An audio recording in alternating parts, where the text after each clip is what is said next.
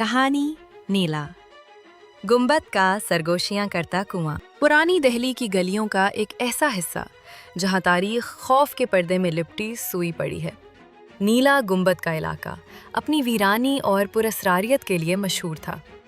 वहाँ एक कदीम कुआं था जिसके बारे में कहा जाता था कि वो मुगलिया दौर में किसी बड़े आलिम के लिए बनवाया गया था, मगर एक सानहे के बाद इस पर मिट्टी के ढेर लगा दिए गए। तारीखदान तारिक को अपने ख़ानदान के पुराने कागजात में एक नक्शा मिला जिस पर उस कुएं का महल वकू और एक अजीब इशारा दर्ज था, जो सुनेगा वही बन जाएगा। शौक और हकीकत की तलाश में तारिक ने एक तारीख शाम अपने दोस्त आमिर के साथ इस जगह का रुख किया। जैसे ही वो जगह नज़दीक आई, हवा में एक गाढ़ी खुशबू फैल गई, जैसे फूलों और सड़ी हुई मिट्टी का मुरक्कब हो। दरख्तों की टहनियाँ उन पर झुकती महसूस हुईं, हालांकि हवा नाम को भी नहीं थी। कानवा एक पुरानी ईंटों की दीवार से घिरा हुआ था। उसका मुंह बड़े पत्थर से ढका था। मिट्टी और जड़ी बूटियों ने उसे नीम तौर पर बंद कर रखा था। आमिर का हौसला पस्त होने लगा, मगर तारिक की तजस्सुस की आग बुझने का नाम ना ले रही थी। उन्होंने मिलकर भारी पत्थर को हटाया। जैसे ही कुएं का स्याह मुंह खुला, वहां से निकलने वाली ठंडी हवा ने उनके जिस्म के खून तक को जमा देने की कोशिश की। तारिक ने अपना टॉर्च कुएं के अंदर डाली तो वो रोशनी एक अजीब तरह से निगलती महसूस हुई, जैसे तारीकी वहां सिर्फ अदम रोशनी नहीं बल्कि एक जामिद माए हो। आमिर ने फौरन पीछे हटने का मशवरा दिया, मगर उसी लम्हे कुएं की गहराइयों से एक आवाज आई। कोई लफ्ज नहीं, बस एक सरगोशी थी जो उनके कानों में नहीं बल्कि बराह रास्त जहन के अंदर गूंजी। वो सरगोशी निहायत वाज़े मगर बेहद पुरस्रार थी, जैसे किसी ने उनके दिमाग के अंदर बैठकर कोई राज कहा हो। आमिर का चेहरा फौरन जर्द पड़ गया और उसने भागने की धमकी दी। तारिक उस आवाज में खो गया था।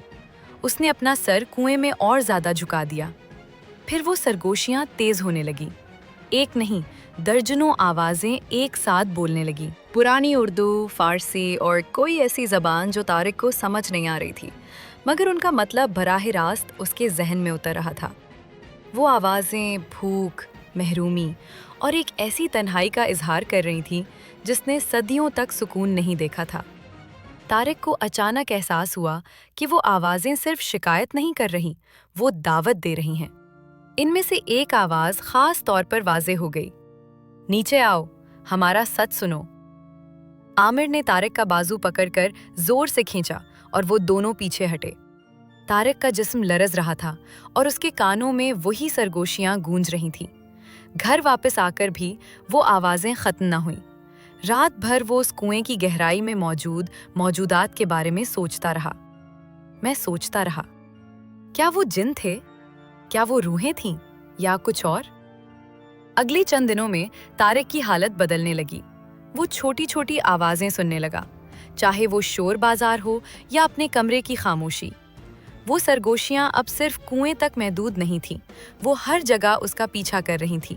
वो बातचीत का एक मुसलसल उलझा हुआ जाल बन गई थी, जो उसकी सोचों में घुसकर उन्हें आलूदा कर रही थी।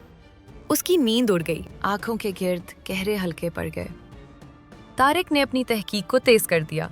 उसे पुराने रिकॉर्ड्स में पता चला कि उस कुएं के पास एक बुजुर्ग सूफी रहते थे जिनका ताल्लुक इल्मे गैब से था।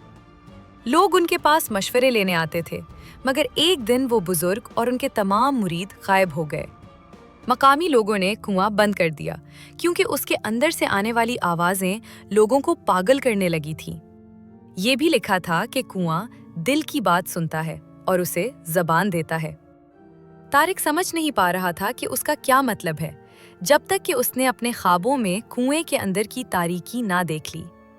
वो ख्वाब हकीकत से ज्यादा वाज़े थे। उसने देखा कि कुएं की दीवारों से हाथ निकल रहे हैं और हर हाथ के पंजों पर एक कान बना हुआ है। वो मौजूदात जो वहां रहती थीं, वो सिर्फ सुनती थीं, सुनने के लिए, लेकिन अब वो बोलना चाहती थीं, और बोलने के लिए उन्हें किसी की आवाज, किसी की जबान दरकार थी। आहिस्ता आहिस्ता सरगोशियां हुक्म में बदलने लगी। जाकर देखो, दरख्त के नीचे खोदो, दीवार पे हाथ फेरो। तारिक एक जिंदा ख्वाबगर्द बन गया। वो अपनी मर्जी से बाहर इन हिदायत पर अमल करने लगा। उसने कुएं के करीब एक पुरानी दीवार के नीचे खुदाई की और एक छोटी सी पुरानी सरोही मिली जिसमें एक खुश्क पौधा बंद था। जैसे ही उसने सरोही को हाथ लगाया, तमाम सरगोशियां यकलख्त खामोश हो गईं। एक लम्हे को तारिक ने सुकून महसूस किया, मगर फिर एक ही आवाज़ जो अब तक की सबसे वाज़े और करीबी महसूस हुई उसके जहन में गूंजी। अब हम एक हैं, हमारी ज़बान तेरे मुंह में है। उसके बाद से तारिक के मुंह से वही पुरानी ज़बानें, वही शिकायतें, वही दावतें निकलने लगीं। वो खुद तो खामोश था, मगर उसका जिस्म अब एक नाली बन चुका था जिससे सदियों पुराना खौफ और भूख बोल रही थी। आखिरी पारा। तारिक अब इस कुएं का मुहाफिज बन चुका है। आमिर और दूसरे लोग जब उसे ढूंढने आए तो उन्होंने देखा कि वो कुएं के पास बैठा है। उसका मुंह मुसलसल हरकत कर रहा है, मगर कोई आवाज नहीं निकल रही। उसकी आंखें खोखली हो चुकी हैं और जिस्म हड्डियों का ढांचा मालूम होता है। जब कोई करीब जाता है तो तारिक के बगैर आवाज के होंठ हिलते हैं और सुनने वाले के जहन में वही पुरानी सरगोशियां गूंजने लगती हैं। कुआं अब अपने पुराने मुहाफिज के जरिए नए सुनने वालों को दावत दे रहा है। कोई नहीं जानता कि तारिक अब जिंदा है या नहीं। कोई नहीं जानता कि कुएं की गहराई में कितनी और रूहें, कितनी और आवाजें बंद हैं जो बोलने के लिए किसी नए मुंह की तलाश में हैं। बस एक बात तय है कि नीला गुंबद का कुआं अब बंद नहीं होगा। वो सरगोशियां अब हमेशा के लिए वहां से निकल चुकी हैं और वो सिर्फ एक नई ज़बान, एक नए जिस्म की मुंतज़िर हैं, ताकि अपनी कहानी, अपने गुस्से और अपनी लाजवाल भूख को पूरी दुनिया तक पहुंचा सकें। रातों को वहां से अब सिर्फ सरगोशियां ही नहीं, बल्कि कभी कभार एक नरम मुस्कुराती हुई आवाज़ में एक शेर सुनाई देता है। हम खामोशी के कैदी थे ज़मानों से कुएं में, अब हमने तेरे होंठों पा अपना घर बना लिया है। Thanks for watching. Subscribe to my channel. Wemia.